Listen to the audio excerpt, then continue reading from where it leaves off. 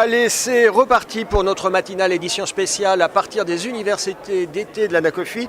On continue notre tour de table, notre tour de l'industrie avec Morgane Aubrin. Morgane, bonjour. Bonjour Frédéric.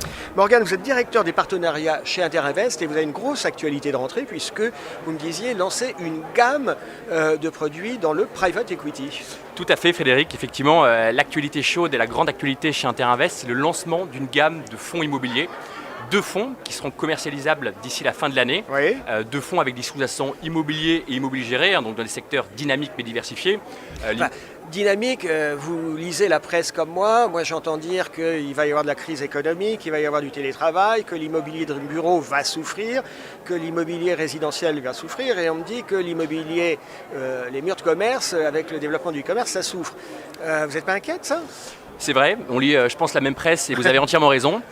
C'est à nous d'être sélectifs, c'est à nous de sélectionner les bons projets en immobilier et en immobilier géré. On a recruté d'ailleurs une personne de chez Idinvest qui s'appelle Guillaume Dondieu-de-Vabre et qui est là justement pour faire ce travail-là au sein de notre société de gestion. Et bien évidemment, de toute façon, l'immobilier a toujours été dans l'ADN du groupe Interinvest et ça sera à nous de sélectionner ces bons dossiers. Ça ne s'approvise pas. Exactement. L'ADN du groupe Interinvest, moi je connais assez bien comme tout le monde ce groupe et en même temps j'ai l'impression que vous faites plein de choses, qu'il y a plein de métiers différents, plein d'expertises différentes dans ce groupe. Exactement, c'est vrai, vous avez raison. Juste pour terminer sur le point d'actualité forte, je voulais dire un dernier petit mot. Sur les deux fonds immobiliers qu'on va lancer, on en aura donc une stratégie assez similaire, mais néanmoins deux fonds complémentaires avec un FPCI qui sera éligible au régime de l'apport cession, qui sera à destination d'investisseurs avertis à partir d'un ticket de 100 000 euros et un FCPR, beaucoup plus de mass market, grand public, à partir d'un ticket de 1 000 euros. D'accord. Donc deux fonds. Clairement, avec des stratégies commerciales un petit peu différentes quand même. Exactement, tout à fait Frédéric. Les tickets d'entrée sont quand même pas du tout du même poids. Pas du tout. Mais revenons quand même à ma question. Interinvest, je vous croise régulièrement, enfin la maison, pas vous spécifiquement, vous faites plein de choses et j'ai l'impression que c'est un peu, allez, une auberge espagnole. Alors, c'est pas l'auberge espagnole, mais vous avez raison. On est un groupe qui avons trois métiers. On est un groupe familial qui a été fondé par Daniel Petit en 1991. Et on a trois métiers, trois activités. Interinvest Outre-mer, qui est un peu notre activité historique. Exactement, qui en fait structure nos opérations en Loire-Girardin. C'est pour ça qu'on est le plus connu. Interinvest Capital, qui est notre société de gestion, qui structure nos opérations de capital investissement. Et Interinvest Immobilier, qui structure et commercialise nos opérations premium immobilières patrimoniales, où on va retrouver une offre de démembrement en nue propriété. Donc il y a quand même une cohérence sur ces trois axes. Il y a une vraie cohérence. Interinvest, si je devais dire quelques chiffres, c'est quand même 150 collaborateurs. C'est plus de 850 partenaires actifs répartis dans toute la France, des CGP, des family office, des banques privées. Et c'est également plus de 30 000 investisseurs qui nous font confiance depuis près de 30 ans.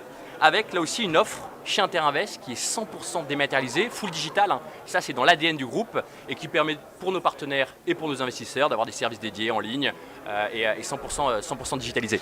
Quand vous évoquiez, Morgane, la maison, les trois axes, vous parliez de capital investissement.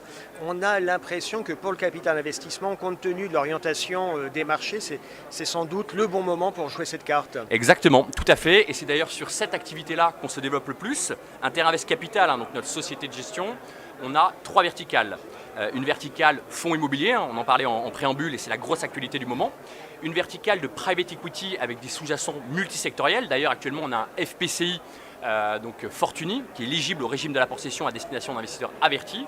Et enfin, on a une dernière verticale qui est une verticale fonds outre-mer, donc avec des fonds fiscaux, avec un FIP outre-mer Interinvest numéro 3 qu'on va lancer très prochainement. Ok. Je crois que vous vouliez faire un focus un peu actuellement sur le capital investissement. Vous êtes engagé dans une campagne commerciale assez volontariste. Qu'est-ce qu'on peut en dire ? Est-ce qu'il y a une approche sur les semaines et les mois qui viennent particulière à destination des partenaires ? Tout à fait. Il y a effectivement cette actualité forte sur les fonds immobiliers et cette actualité sur le FIP, Outre-mer Interinvest numéro 3, qui est dans la lignée du FIP Outre-mer Interinvest numéro 1 et numéro 2, qui avait connu un vrai succès, 50 millions d'euros collectés, près de 8000 souscriptions par nos investisseurs. Et ce qu'il faut savoir, c'est qu'il y a eu un vrai changement sur la réduction d'impôt du FIP Outre-mer, parce que jusqu'au 9 août de cette année, c'était 38%. Et depuis le 10 août et le passage du décret, la réduction d'impôt est de 30% du montant investi par le FIP. par le FIP. Exactement. Si le FIP n'investit que 70, 80 ou 90%, cette réduction de 30%, elle est applicable uniquement à cette poche. Exactement, vous avez entièrement raison Frédéric, et c'est pour ça que Interinvest va s'engager auprès de ses investisseurs et que le FIP Outre-mer Interinvest numéro 3 sera investi à 90%, boostant ainsi la réduction d'impôt, donc à hauteur de 27% des montants souscrits par les investisseurs. C'est quand même pas par hasard que ce décret, ce texte législatif a été passé au mois d'août.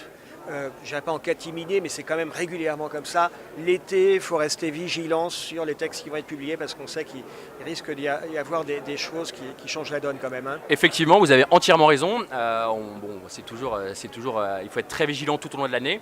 Et c'est pour ça également que sur notre FIP Outre-mer Interinvest numéro 2, qui a été clôturé au mois de juin, on avait énormément sensibilisé nos partenaires et qu'on ait une collecte assez significative sur le début de l'année pour que ces partenaires et ces investisseurs puissent profiter du taux de 38%.